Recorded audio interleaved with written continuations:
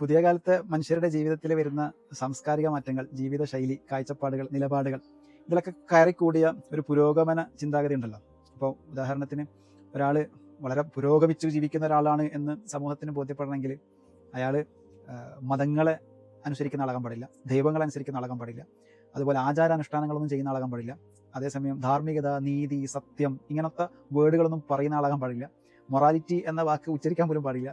ഇങ്ങനൊക്കെ ആണെങ്കിൽ അതേസമയം അതിൻ്റെ ഒരു മറുവശം അയാൾ മദ്യപാനി അല്ലെങ്കിൽ വ്യഭിചാരം, പിന്നെ സ്വതന്ത്ര ലൈംഗികവാദം, അതിനുവേണ്ടി നിലകൊള്ളുക, അതിനുവേണ്ടി സംസാരിക്കുക, അല്ലെങ്കിൽ അതിനെ നോർമലൈസ് ചെയ്യുക, ഇങ്ങനെയൊക്കെ ചെയ്യുന്ന ഒരാളെയാണ് പുരോഗമനവാദി എന്ന്, അല്ലെങ്കിൽ പുരോഗമിച്ചുകൊണ്ട് ജീവിക്കുന്ന, കാലഘട്ടത്തെ അനുസൃതമായി ജീവിക്കുന്ന ആൾ എന്നൊക്കെ പറയുന്ന ഒരു നെറേറ്റീവ് നമ്മുടെ സമൂഹത്തിലുണ്ടല്ലോ.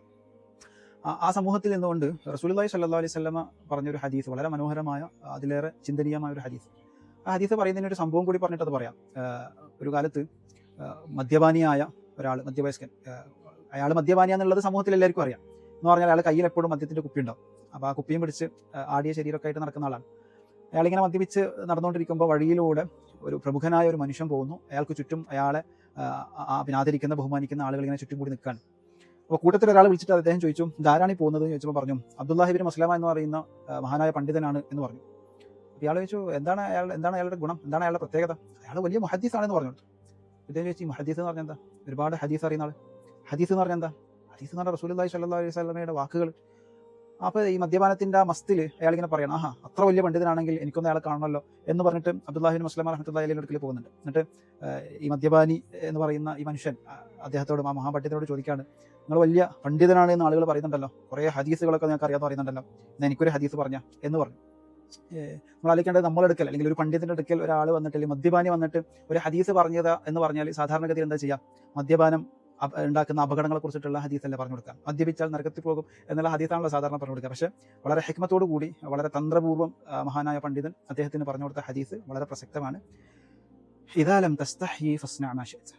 നിങ്ങൾക്ക് നാണമില്ലെങ്കിൽ, ലജ്ജയില്ലെങ്കിൽ തോന്നിയതുപോലെ ജീവിച്ചുള്ളൂ, അല്ലെങ്കിൽ ഇഷ്ടമുള്ളത് ചെയ്തുള്ള. ഫസ്ന മാ ശിഅത എന്ന് പറഞ്ഞാൽ എന്താണോ ഉദ്ദേശിക്കുന്നത്, എന്താണ് ആഗ്രഹിക്കുന്നത്, എന്താണ് തോന്നുന്നത്, അത് ചെയ്തുള്ള എന്ന് പറയുന്നത്. നമ്മൾ അവിടെ സ്റ്റോപ്പ് ചെയ്തിട്ട് ആലോചിക്കേണ്ടത്, പുതിയ കാലത്തെ ശരിക്കും പറഞ്ഞാൽ ഇത്തരം ചിന്താഗതികളും മാറിക്കൊണ്ടിരിക്കുന്ന സംസ്കാരങ്ങളുടെയൊക്കെ ഒരു എന്താ പറയുക, അതിൻ്റെ ഒരു ബേസ് എന്താണെന്ന് വെച്ചാൽ തന്നെയാണ് തോന്നിയതുപോലെ ജീവിക്കാം. വത്തഖദ ഇലാഹു ഹവ എന്ന് ഖുർആനൊക്കെ പറഞ്ഞിട്ടില്ലേ?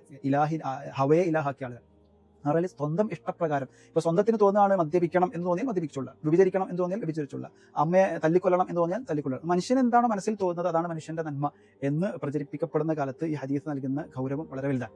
എന്നിട്ട് ഈ സംഭവം അവിടെ അവസാനിക്കുന്നത് ചോദിച്ചാൽ, ഇദ്ദേഹം ആ ഹദീസിന്റെ സ്വാധീനത്തിൽ മാറാനുള്ള അതിശക്തമായ ആഗ്രഹം വരികയും പിന്നെ മദീനത്ത് പോയിട്ട് ഇമാം മാലിക് റഹ്മത്തുള്ളാഹി അലൈഹിന്റെ കൂടെ സഹവസിക്കുകയും അതിലൂടെ പിന്നീട് അദ്ദേഹത്തിന്റെ തസ്കിയത്തും തർബിയത്തും ഒക്കെ ശ്രദ്ധിച്ച് വളർന്ന് വർഷങ്ങൾ അവിടെ താമസിച്ച് പിന്നീട് ഇമാം ഷഅബി റഹ്മത്തുള്ളാഹി അലൈഹി എന്ന് പറയുന്ന മഹാനായ പണ്ഡിതനായിട്ട് അദ്ദേഹം മാറുകയാണ്. എന്ന് പറഞ്ഞാൽ പുതിയ കാലത്ത് നമുക്കും ചെയ്യാനുള്ള ദൗത്യം എന്താണെന്ന് പറഞ്ഞാൽ ലജ്ജ. അത് മനുഷ്യരെ മനുഷ്യനാക്കുന്ന വളരെ പ്രധാനപ്പെട്ട ഗുണമാണ്. അത് നഷ്ടപ്പെട്ടാൽ മനുഷ്യൻ മൃഗീയമായി ചിന്തിക്കാൻ തുടങ്ങും. മൃഗങ്ങളെപ്പോലെ, അല്ലെങ്കിൽ പരിശുദ്ധ ഖുർആനിലൊക്കെ പറഞ്ഞതുപോലെ, ഹൃദയമുണ്ടായിട്ടും ചിന്തിക്കാത്തവർ, കാതുണ്ടായിട്ടും കേൾക്കാത്തവർ, കണ്ണുണ്ടായിട്ടും കാണാത്തവർ, എന്നിട്ട് അവരെ കുറിച്ച് അവസാനം പറയുന്നത് ഉലൈക കൽ അൻആം എന്നല്ലേ, അവർ കന്നുകാലികളെ പോലെയാണെന്ന് പറഞ്ഞിട്ട് അവസാനിപ്പിച്ചിട്ടുണ്ടെങ്കിൽ നമുക്ക് സമാധാനിക്കാം. പക്ഷെ അവസാനിപ്പിച്ചിട്ടില്ല. ബൽ ഹും അദൽ, അവരെക്കാൾ കഷ്ടമാണെന്നാ.